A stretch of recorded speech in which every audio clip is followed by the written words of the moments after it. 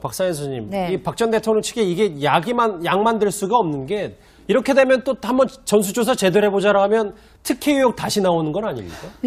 지금 이미 일부 네티즌들은 굉장히 화가 났어요. 그래서 지금 지도도 계속 그 방의 그 어떤 지도라고 해야 될까요? 그 내부도도 다 지금 인터넷에서 보고 있는데 보통 수용실에 5배가 넘는다라는 얘기가 나와서 뭐 한간에는 쓸틈 이름이다. 뭐 이런 얘기까지 있지 않았습니까? 세면제도 따로 있고 변기도 따로 있고 접이식 매트리스도 따로 있고 또 바닥에도 열선이 되기 때문에 차갑 바닥이라는 말은 사실 말이 맞지 않는다라고 지금 많은 사람들이 지금 화가 나서 얘기를 하고 있어요. 근데 저는 개인적으로 궁금한 것이 국내에 있는 변호인단이 다 사임을 하자 갑자기 해외에서 변호인단이 나타났다는 느낌이 들거든요. 그것이 우연의 일치냐 혹시 박 전 대통령 쪽에서 어떤 일종의 전략이 아니냐라는 생각이 들면 또 하나 나아가서 그러면은 이렇게 결국에는 많은 사람들한테 더 욕을 먹을 텐데 왜 이런 전략을 썼을까라는 생각이 들면 욕을 먹더라도 일단 지지층을 결합하겠다는 전략, 전체적인 결집시키겠다. 결집시키겠다는 전략이 기본 방향이구나라는 생각이 좀 드네요.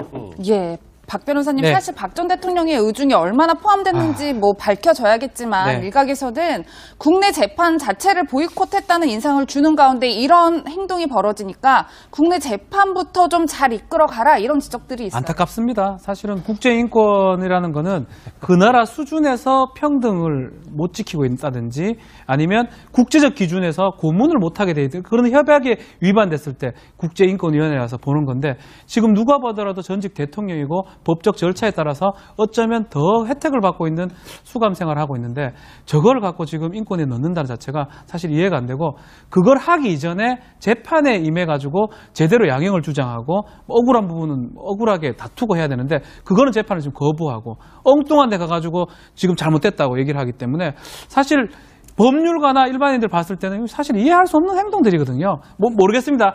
그쪽 MH 그룹에서 직접 해주고 있는 건지 모르겠지만 어쨌든 간에 제대로 국내 재판을 제대로 해야 되는 거지 엉뚱한 데 가서 얘기할 게 아닌데 지금 엉뚱한 데 가서 얘기하는 결과가 되지 않을까 이렇게 참 안타깝습니다. 저는 이게 이제 그 해외이고 그리고 또 하나가 수용시설에 대해서 또 사실과 맞지도 않는 그런 주장에서 뭐 인권 탄압이 있는 듯이 주장을 하고 있기 때문에 제가 이제 비판적으로 말씀을 드린 건데 이거하고 다르게 일주일에 4회의 재판이 6개월 이상 계속되고 있고 18개 공소사실을 그 형사소송법에 있는 6개월 그 구속시한 안에 마치겠다는 생각으로 그렇게 일주일에 4회의 재판을 받는 거 그것이 과연 온당하냐 이것이 그 피고인의 방어권 보장을 위해서 그리고 인권 넓은 의미에서 인권의 문제로 봤을 때 이것이 온당하냐 하는 그 문제 제기는 저는 분명히 필요하다고 보입니다. 거기에 대해서 구속기간이 다시 이제 연장이 됐고 거기에 대해서 뭐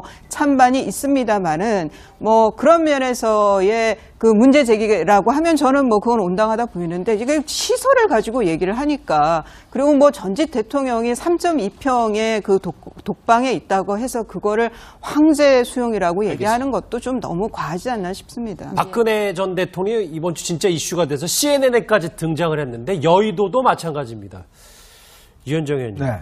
자유한국당이 박 전 대통령 변호인 측에게 자진 탈당해달라 간접적으로 의사를 전달했다는데 박 전 대통령 그거에 전혀 미동도 안 하는 것 같더라고요. 글쎄요. 처음에 아마 박 전 대통령이 저렇게 4분 격정을 했을 때는 아마 이제 당과도 좀 인연을 끊는 게 아닌가라고 이제 추측이 있었는데 실질적으로 그 후속 조치가 없었어요. 이제 그러다 보니까 아마 홍준표 대표가 굉장히 좀 당황스러웠던 모양입니다. 그래서 이제 안 되겠다 해서 모양을 정리를 해서 결국 무능한 것이었다. 그것도 결국 이제 책임을 져야 된다. 자, 그래서 탈당을 좀 밀어붙일 생각인 모양이에요. 그래서 지금 이제 그렇다면 당에서 공식적으로 면담을 요청하고 그 면담 결과를 가지고 하겠다고 해서 지금 이제 김대식 그 여의도 연구소장을 통해서 이제 박 전 대통령 변호인 측과 접촉을 했는데 문제는 이제 박 전 대통령 측에서는 전혀 그런 의사가 없는 것으로 일단 현재로서는 보입니다.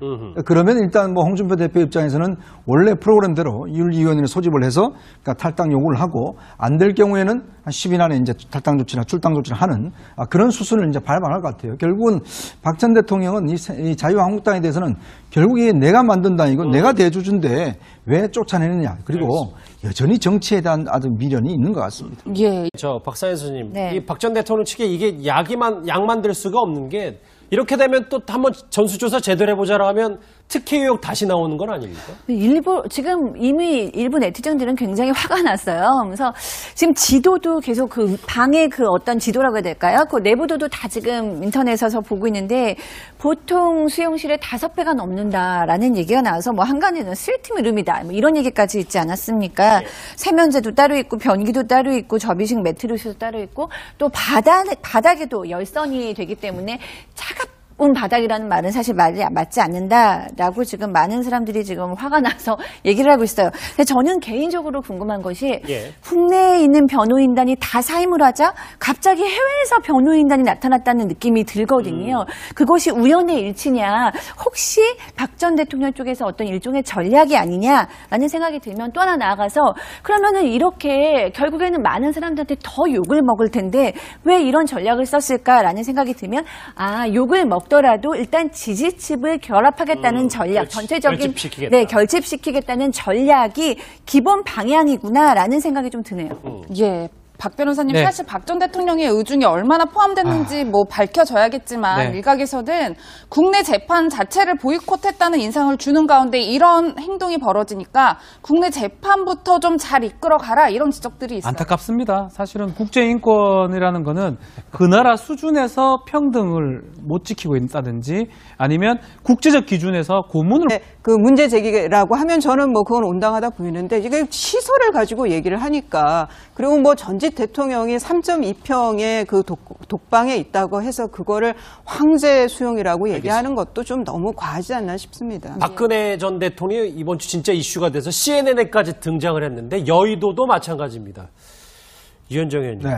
자유한국당이 박 전 대통령 변호인 측에게 자진 탈당해달라 이 간접적으로 의사를 전달했다는데 박 전 대통령 그거에 전혀 미동도 안 하는 것 같더라고요. 글쎄요. 처음에 아마 박 전 대통령이 저렇게 4분 격정을 했을 때는 아마 이제 당과도 좀 인연을 끊는 게 아닌가라고 이제 추측이 있었는데 실질적으로 그 후속 조치가 없었어요. 이제 그러다 보니까 아마 홍준표 대표가 굉장히 좀 당황스러웠던 모양입니다. 그래서 이제 안 되겠다 해서 모양을 정리를 해서 결국 무능한 수용시설에 대해서 또 사실과 맞지도 않는 그런 주장에서 뭐 인권 탄압이 있는 듯이 주장을 하고 있기 때문에 제가 이제 비판적으로 말씀을 드린 건데 이거하고 다르게 일주일에 4회의 재판이 6개월 이상 계속되고 있고 18개 공소사실을 그 형사소송법에 있는 6개월 그 구속시한 안에 마치겠다는 생각으로 그렇게 일주일에 4회의 재판을 받는 거 그것이 과연 온당하냐 이것이 피고인의 방어권 보장을 위해서 그리고 인권 넓은 의미에서 인권의 문제로 봤을 때 이것이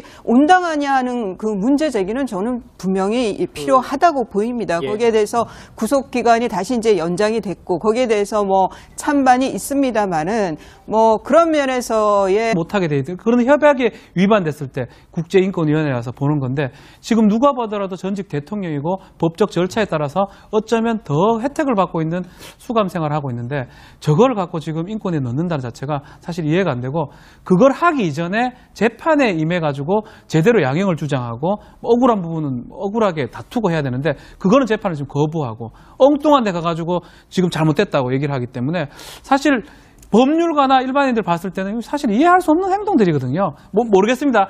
그쪽 MH 그룹에서 직접 해주고 있는 건지 모르겠지만 어쨌든 간에 제대로 국내 재판을 제대로 해야 되는 거지 엉뚱한 데 가서 얘기할 게 아닌데 지금 엉뚱한 데 가서 얘기하는 결과가 되지 않을까 이렇게 참 안타깝습니다. 저는 이게 이제 그 해외이고 그리고 또 하나가